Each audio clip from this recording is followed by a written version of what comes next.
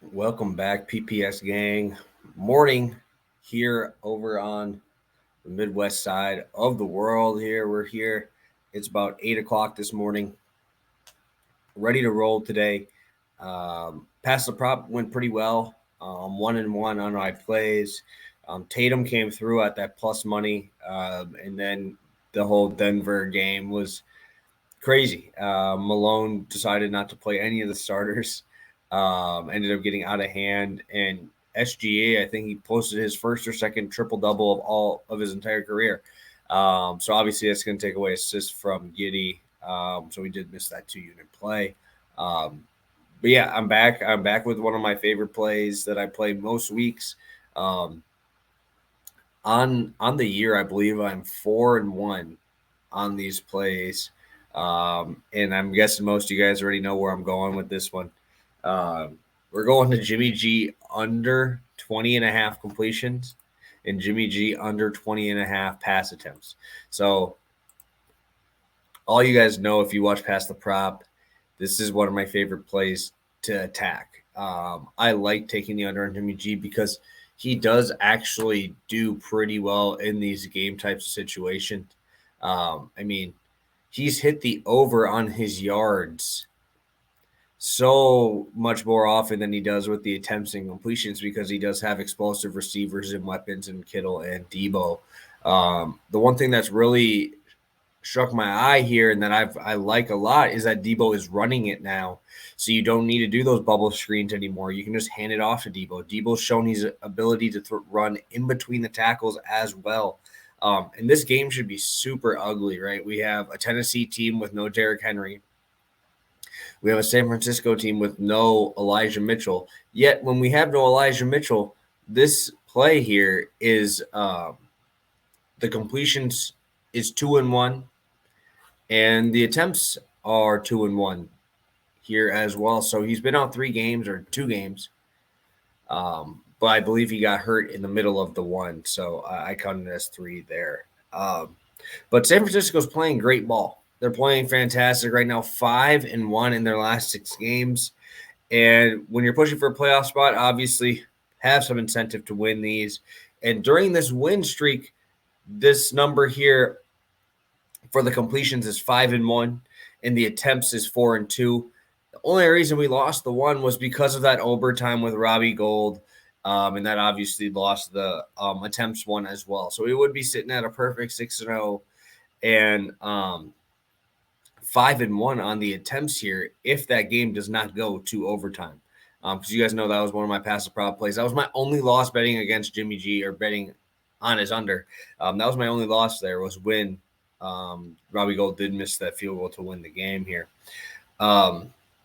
Should see a heavy set here for Jeff Wilson and Deebo Samuel. We're seeing a 3-point favorite. And on the entire season, this has only missed 2 times when the San Francisco 49ers have won the game. And one of those obviously being the overtime game. I do really like this game for San Francisco to take care of business. I really don't like this Tennessee team without Henry. There's not really much to like, but they're going to try to establish a ground game as they should. Tannehill's been average, but San Francisco, again, is going to have one of the top run blocking advantages on the week at 85% over this Tennessee front seven. Obviously, if it's not broke, don't fix it. They ran Jeff Wilson 20-plus times last week, and that's technically, I guess, their second or third string running back, depending on where you put Trey Sermon here. And they still ran him into the ground. Deebo Samuel in those games are still getting 5 to 7 carries there, still getting the touchdown equity. Him being able to run the ball is an absolute game changer for this, and that's when I started really hammering these unders. I really don't see Jimmy G having to be that important in this game. Like I said, he's the only ones that he's gotten that high is when they're losing. And I really expect San Francisco to come out here and impose their will. Their defense has been playing fantastic football as of late, allowing the 23 points to Seattle was kind of a fluke because they did score on that punt, the fake punt. 13 points allowed to Atlanta. 23 in overtime to Cincy. Minnesota in noon games obviously plays well, but then 10 points to the Rams they allow. I mean, they've been playing good defense, and I don't see a Derrick Henry-less team here on the Tennessee side to exploit really anything on the San Francisco side. Obviously, they are very, very weak at the cornerback position, but their front seven is elite. And Tannehill is going to have a tough time, I think, here because they're going to take away the run game, and he's going to have to beat him. And I really don't think I trust Westbrook. I don't know how to say his last name. Alkaline, I think is how you say it. I don't really trust him to beat his coverage very often, or at least enough to change the entire game here. I do know that AJ Brown is possible to come back, but I still think San Francisco wins this game. I think they're just too good right now, and they're on a roll. And I really like this Jimmy G prop to say under on both ends here. So loving it. So I'm not really sure what my plans will be here for these next couple days. For streaming wise, just want to give you guys a heads up. Probably won't stream tomorrow. I think Monotone might have something up for you guys, so hopefully I'll get in contact with him here shortly.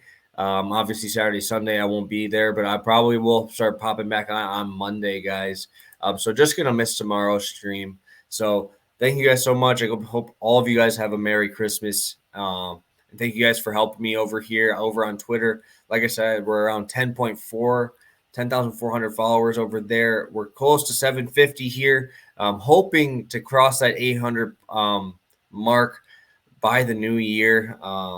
And yeah, I think it's something that's very attainable because you guys are great and you guys are helping me out so much. So thank you guys so much. Let's rock with the Jimmy G unders to end this Christmas time, and then I'll have some more while we push on to the new year. So thank you guys so much. We'll see you guys soon. Merry Christmas.